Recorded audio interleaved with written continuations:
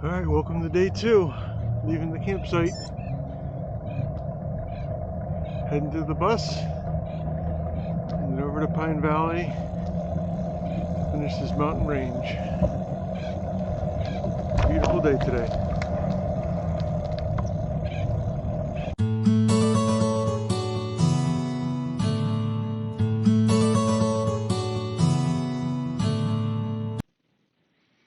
Alright, as we start this day 2, we have about a mile and a half to get from where we are in the campground up to the main road to get over to I-8 to wait for the bus. Now at this point, I've been up for about an hour and a half, and for that I just really took my time, get everything packed up, made some breakfast, I was able to use the facilities, get some water, and unfortunately I washed all my clothes and none of them dried, so I had to find a way to kind of separate things out and rebalance that because they were a lot heavier than they were and need to be separated from my normal clothes. So I did notice I had a little bit of a shimmy on my bike as I started on this kind of flat path and ended up stopping when I do stop for the bus to get onto the next section of the highway road on the bike. I was able to adjust that and get that kind of balance worked out on my bike. So the reason we have to stop at the I-8 section there is that it's an area where we would have to go actually onto the main road and go about 3 or 4 miles, and they're doing a detour with that, with using a bus service, because the section of the road which is going to be the your right shoulder is actually the section being worked on. And so because it's this very steep incline, it's 60 mile an hour or plus speed on the roads, even though it's a 2-lane highway going each direction. For the safety of the bikers to not be next to that, the county is providing a bus service. And so what you do is when you get to the top of the area, I'll show you where that's at, you are going to call a number, and it takes them 30 or 40 minutes to get there. So what we're doing here is, like I said, we're just coming off the campground area. Like I said, you've been about a mile into here. It's a great little kind of valley between all the mountains, and it's pretty nice morning with the very clear skies and the sun to my back. But we are going to get to a point where we will transition from this onto the road right here. And so I came in from the right, and that's where the casino's at. It's probably another mile down the road. They did have hotel rooms there you could stay, but obviously more expensive than the campground, and so I came down here. So from here we're just going to turn left onto the main road here, which will get us up to I-8. So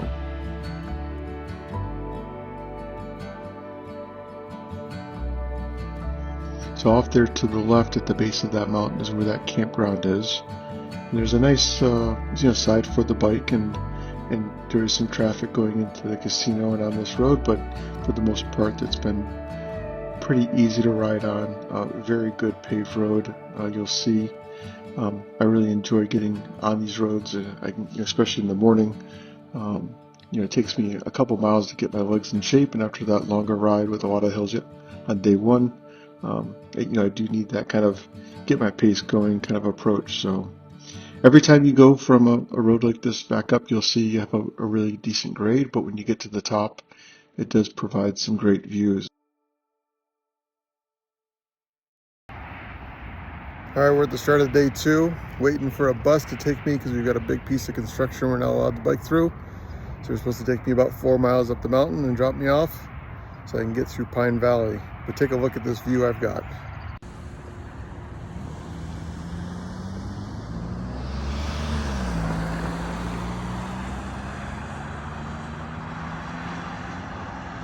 So for this section, like I said, they were supposed to wait 30 or 40 minutes to get there, but it ended up taking them over 2 hours, plus that I had to do the drive. I was able to get a little bit farther into the road. It was on Road 79 through Descanso Junction and through Quanaway down to Pine Valley. This is me coming into Pine Valley. There's a great grocery store, and I would recommend stopping here, or kind of the burger shop here to the right. It wasn't open yet, or it was just opening when I was getting there, because this is going to be one of the last facilities for about 20 miles or so. that's reasonable enough to stop. So I did stop, picked up a few things, and then headed through Pound Valley. But I am behind schedule, having to wait several hours for that bus compared to the 30 or 40 minutes they had quoted me.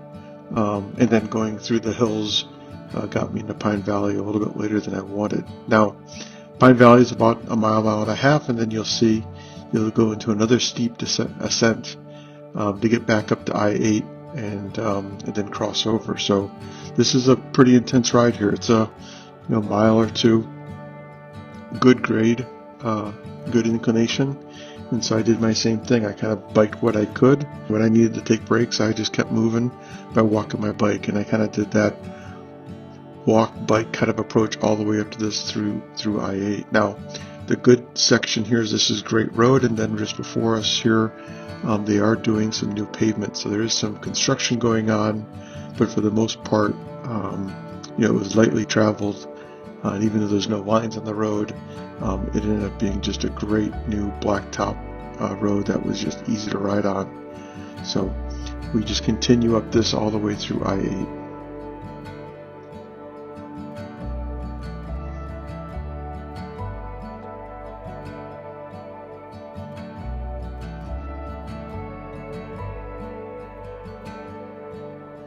So now we're getting to the top, and to the left there, you'll see that that is actually the Sunrise National Scenic Byway to the left there, that kind of dirt ridge. It's actually a roadway. We're coming up to the intersection to where that and I-8 and this road here all kind of come together. So that road's going to be going to behind us, and we're going to take a right up here and then cross over I-8 and then take the old US 80 across down south to the next location.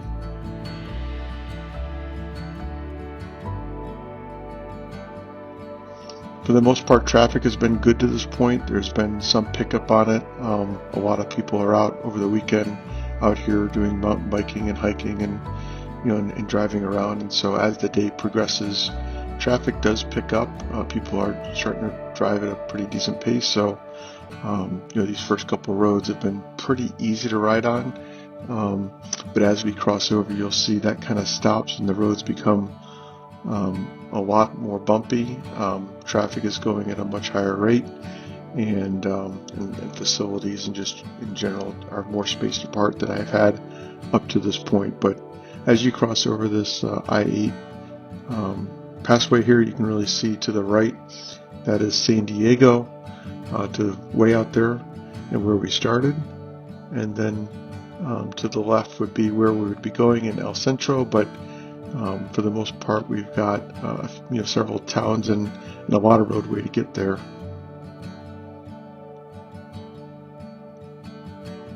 Now, I'm generally afraid of heights, but I really quickly got used to kind of getting into these open areas. For the most part, this was a big deal. A couple times I did it, and by the time I crossed this one, I really got comfortable kind of in that kind of open spaces, which is I'm not really that high up, and I've on a pretty good road, but there's times where that does affect me. But these are some of the things I started getting desensitized to as I got more biking in. Now, I'm going to go ahead and take a little break here and get myself kind of organized. From this point, we're starting a pretty decent downhill. Now, I'm excited about the roadway here, thinking it's going to continue, but it quickly stops. We have this cattle gate to cross over, and then the blacktop is going to stop, and we're going to move into some pretty difficult roadway with a hard edging between the actual road where the cars are at and where I'm at on the shoulder. And so the shoulder starts getting pretty bumpy. There's some sections in here that have some construction, and then the side that I'm on, even when it's reasonable, there are large cracks with grass and gravel that as you're going downhill, I was hitting up speeds of 25, 26 miles an hour, could easily maybe put my bike down. And so I was really trying to balance out speed and kind of safety on this.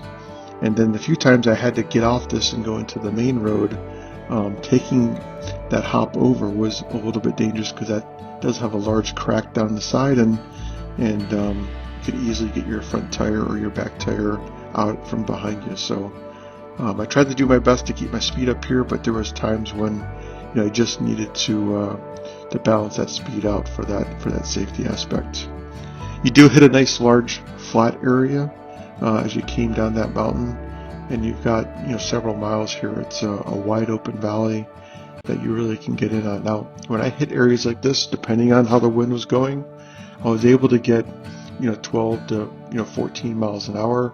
Sometimes the winds would be crossing me or to my face, and that definitely would slow me down. But even with this is a good section of the road, I was able to maintain some really good speed here as we work through kind of the middle section. Now, as we get to the end of this road, you'll see we're going to go through what's going to end up being another large ascent over another mountain range. And kind of this whole day is really like this. You kind of have a bit of a mountain range to go through to get into Pine Valley. You come out of that, you go down for a while, then you go back up, and then you kind of keep going through this up and down until you get through the actual pass, which I'll end up doing in day 3.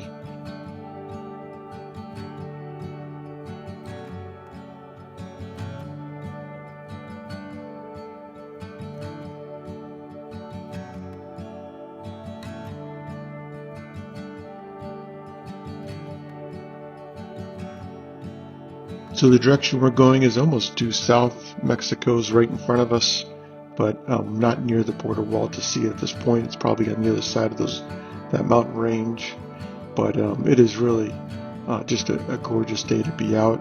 Temperatures are in the 80s. The sun does feel pretty warm, but I was really happy I switched out to the long sleeve with the hood on it.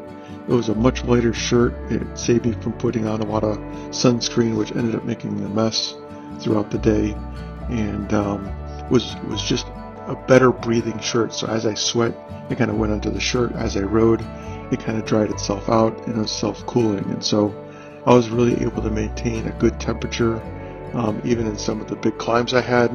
I kept plenty of water. At this point, I probably maintain about 1.25 gallons with me at all times, and then I'd be drinking it, and every time I got a chance to fill up, I tried to maintain that amount. So this is an example of just, I had to cross over from kind of the right side over to the main road.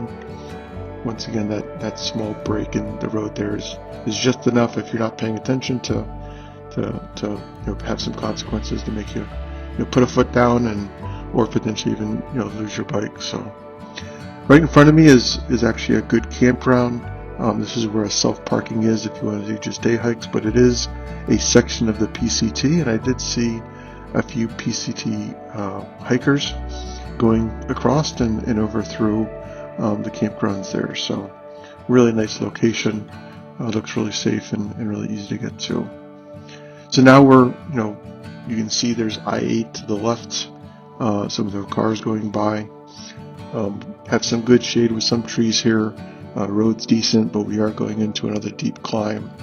Now, the difference in this section, and I have this for a while now, is the rocks on either side of the road. As you're driving through here, in addition to cars passing you, breaks into the shoulder where you're riding, you do have to pay really close attention to sand, gravel, and even large rocks that would be on the roadway. For the most part, when I was going on flat ground and uphill, it was pretty easy to maintain distance from those. But as you're going downhill, when you hit those 20, 30 mile an hour speeds, and they come up pretty quick, and you really have to be careful. I had a few pop off my tire, and I was lucky just to keep things going. And I did have a few instances where the rocks were actually in the roadway, and the car hit it, and it kind of shot back at me. So just be careful about that. You can see a lot of the roadway there was filled with grass, and then as you kind of come up the hill, there is a section that was under construction, and they're actually repaving the side, so that was nice as we get out to more of the open area. So and we're still looking out to the southwest, kind of looking out at Mexico out there, very out in the distance. The road here was really nice. I would say that the traffic here was very light, but when the traffic did pass you, probably 50% of the cars or more are traveling at least 10 to 20 over the speed limit, which is about, I think, 50 or 60. I think you'll see, border patrol out here. You'll see police officers, and you see normal traffic. Like I said, many of them are probably in the 80 to 90 mile an hour speed limit range, and so they come onto you quick with the kind of the windy roads. So when you do need to stop, I would recommend getting as far off the side as you possibly can. There are roadways for people's houses. There's a section here that are just great pull-offs, and then obviously if you can find something with shade, that would cool you down. But try to be careful and stay to the side, and because there are going to be cars coming up these roads, up and down these hills, through the sidewinder kind of sections, and they are going to be at a very high rate. Now, as we get through here, this is an example of some of the roadway we had to go deal with today, which was unique in large sections. It was, highly torn up, and you can see at this point I had kind of given up on being on that and went onto the main road. But by doing that, you are with those cars kind of coming right next to you, and you'll see here I do have a car pass me right in front of a car going in front of him.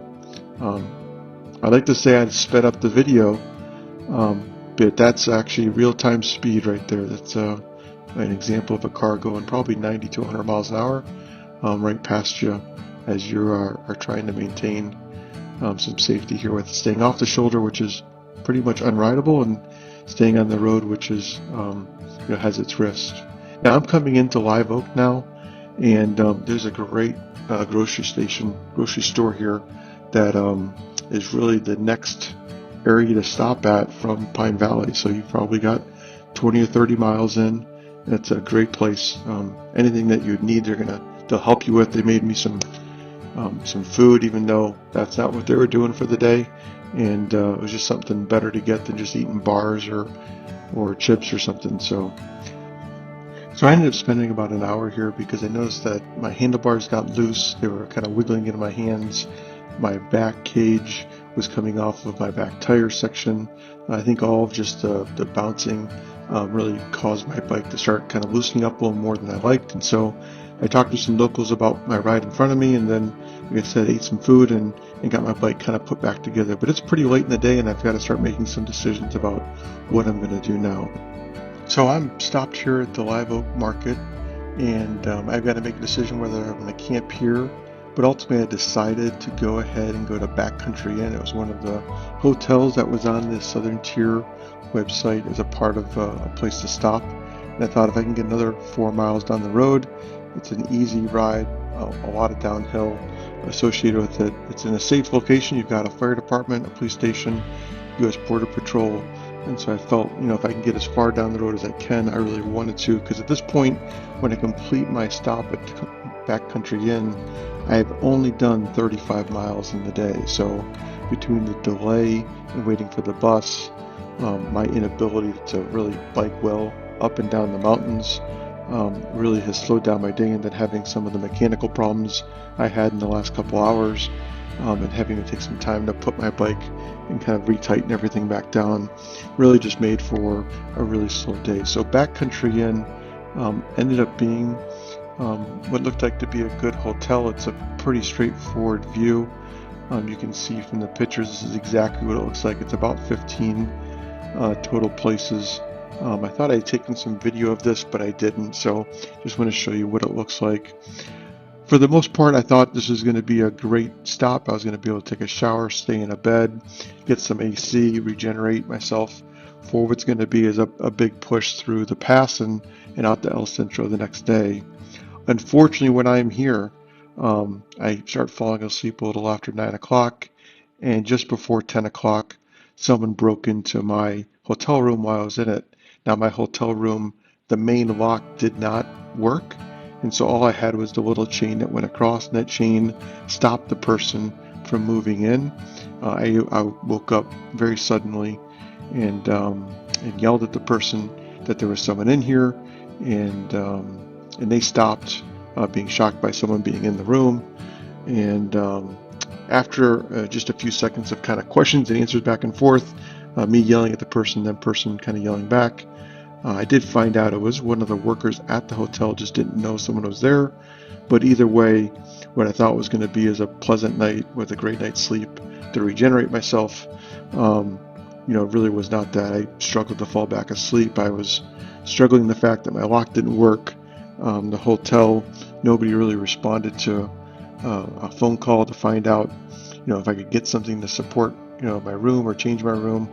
And so I really did not get much sleep that night, just being concerned about what else, if something else was going to happen, and ended up starting my day. So day 2 ended up being a pretty tough day for me.